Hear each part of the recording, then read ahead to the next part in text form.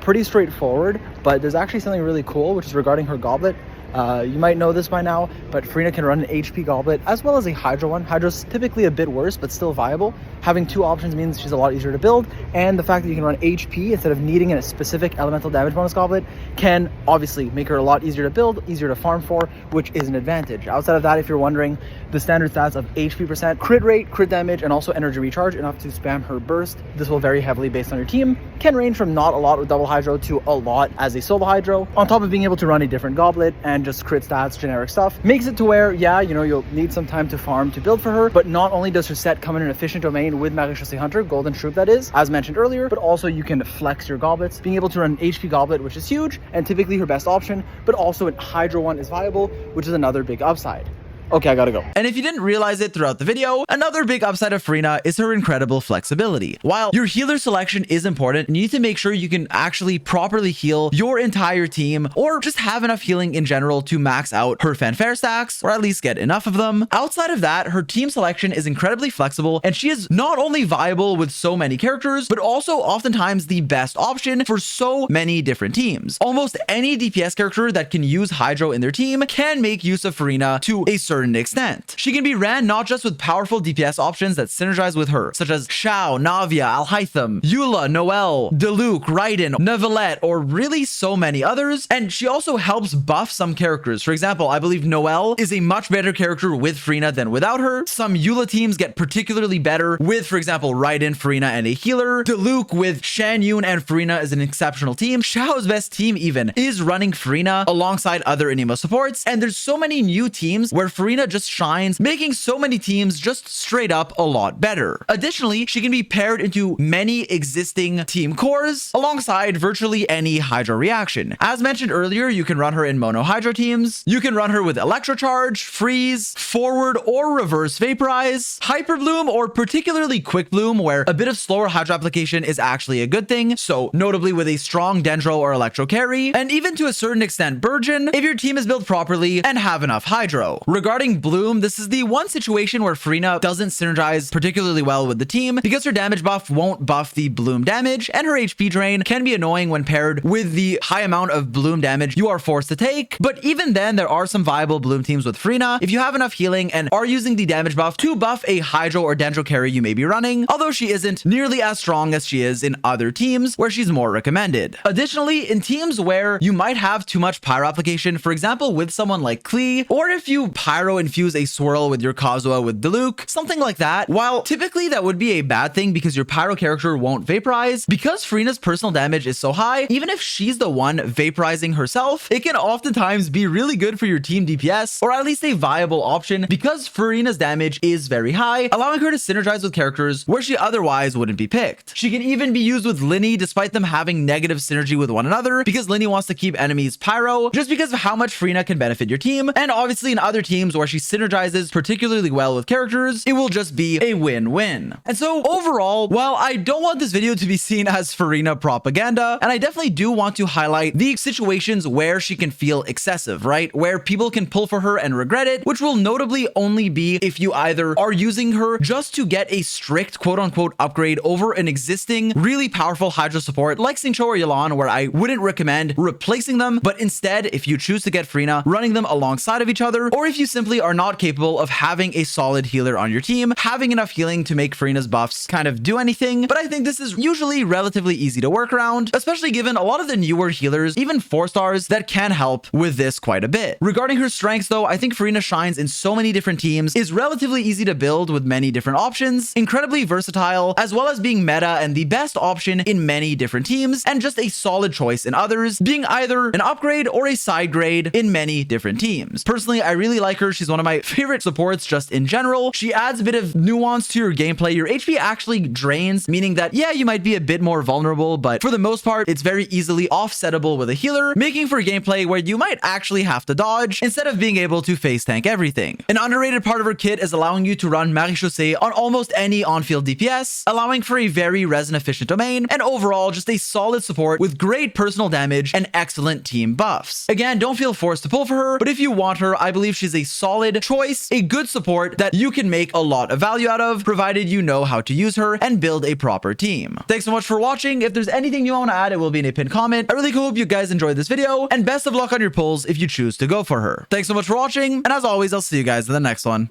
Peace.